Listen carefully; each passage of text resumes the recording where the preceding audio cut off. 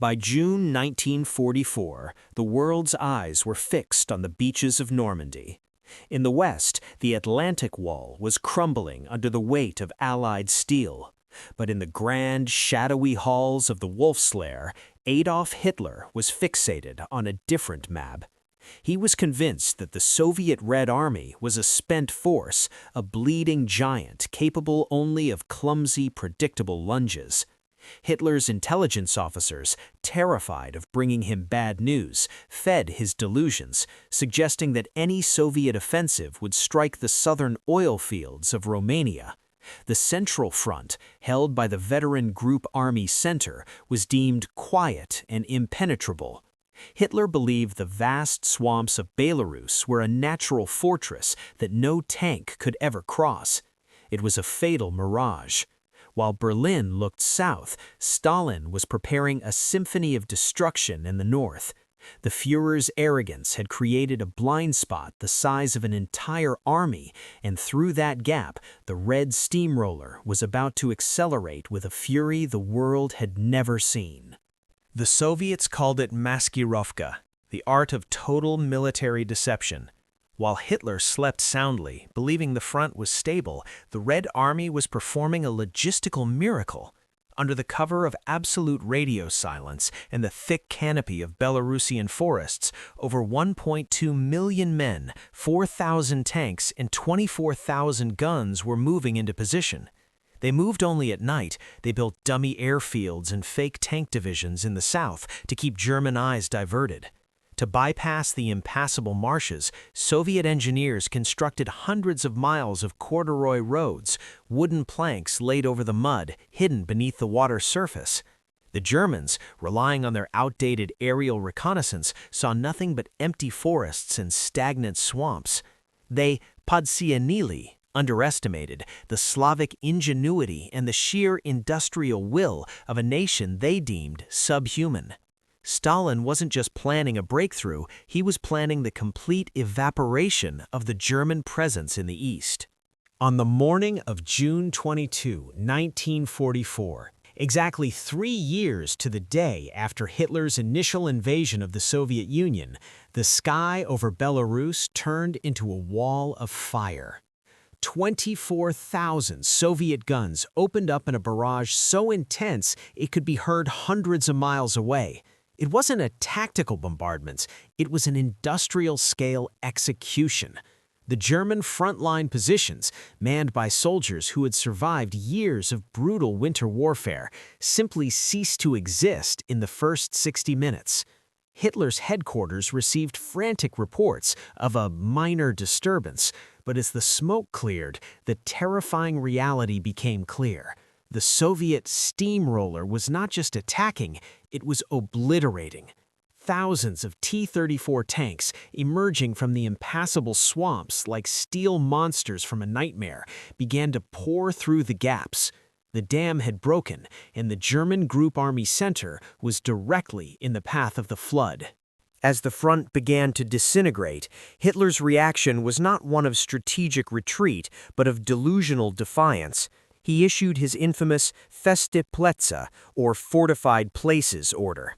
He designated key Belarusian cities like Vitebsk, Orsha, and Mogilev as fortresses that must be held to the last man and the last bullet.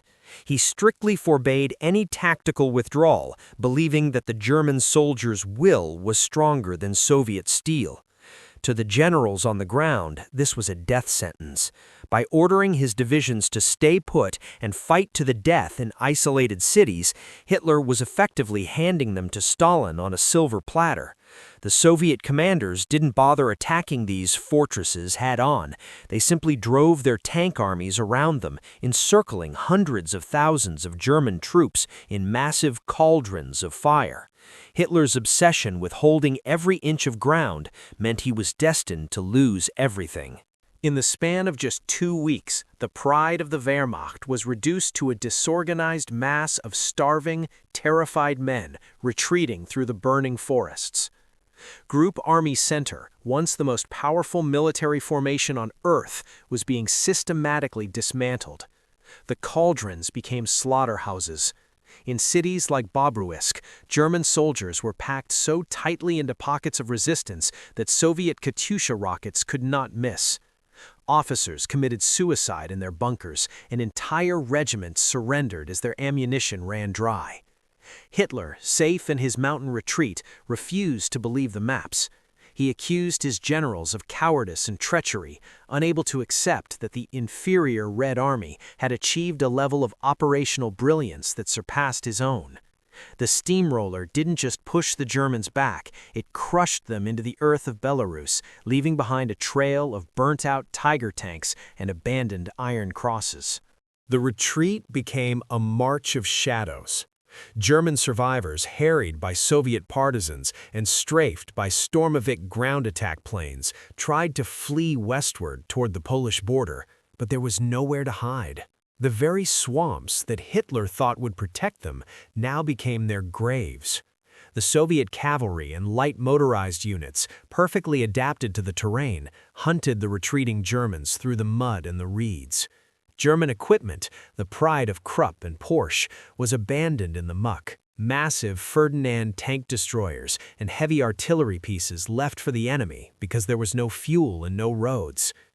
The psychological blow was even greater than the physical one. The German soldier, taught to believe he was part of a master race, was being hunted like prey by an enemy he had been told was incapable of modern warfare. The steamroller was not just a military machine, it was a psychological hammer, shattering the myth of Nazi invincibility forever. To show the world the scale of his victory, Stalin staged a spectacle that would haunt the German psyche for generations. In July 1944, 57,000 German prisoners of war, including dozens of high-ranking generals, were paraded through the streets of Moscow. They were a pathetic sight, unwashed, defeated, and hollow-eyed. Following closely behind them were street-cleaning trucks, symbolically washing the Nazi filth from the Soviet pavement. This was the visual proof of Hitler's greatest failure. While his propaganda machine in Berlin still spoke of tactical shortenings of the line and heroic defenses, the reality was marching through the heart of the Soviet capital. Hitler's thousand-year dream was being washed away in the gutters of Moscow. He had put signally, underestimated, the Russian soul, and now that soul was demanding its pound of flesh. By August, the Red Steamroller had covered over 450 miles in 5 weeks, an advance so rapid it rivaled the greatest blitzkriegs of the early war.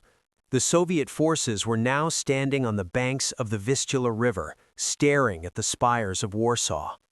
The German front line had been pushed back to the very borders of the Reich. Hitler's desperate attempts to plug the gaps with Volkssturm units and teenagers were like trying to stop a tidal wave with a picket fence.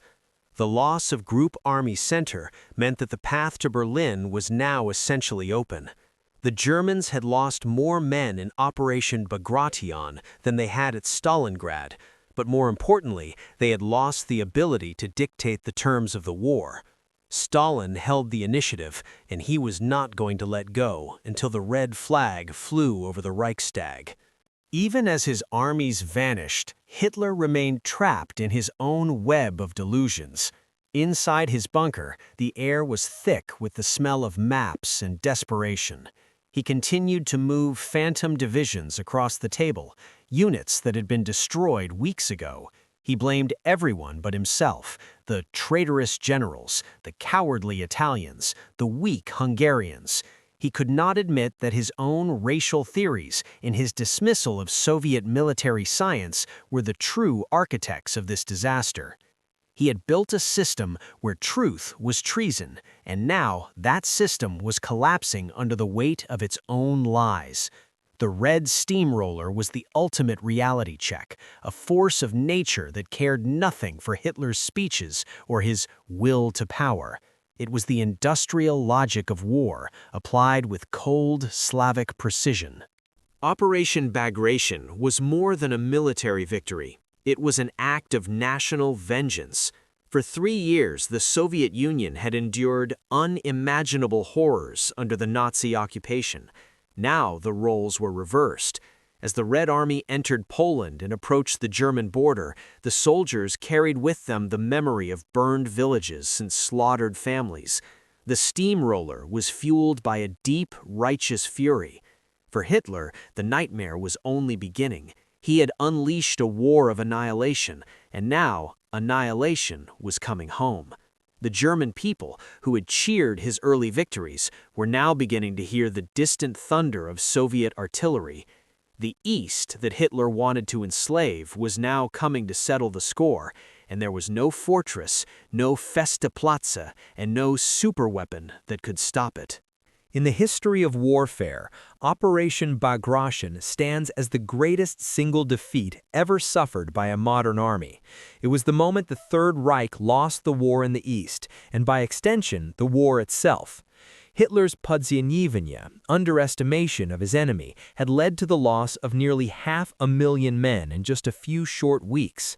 Today, the forests of Belarus are silent, but they remain a vast graveyard of Nazi ambition. The Red Steamroller proved that no amount of fanatical will can overcome superior logistics, brilliant strategy, and the raw industrial power of a nation fighting for its survival. It remains a chilling reminder of what happens when a leader becomes blinded by his own propaganda, and when a sleeping giant, once awakened and dismissed, decides to deliver the final crushing blow.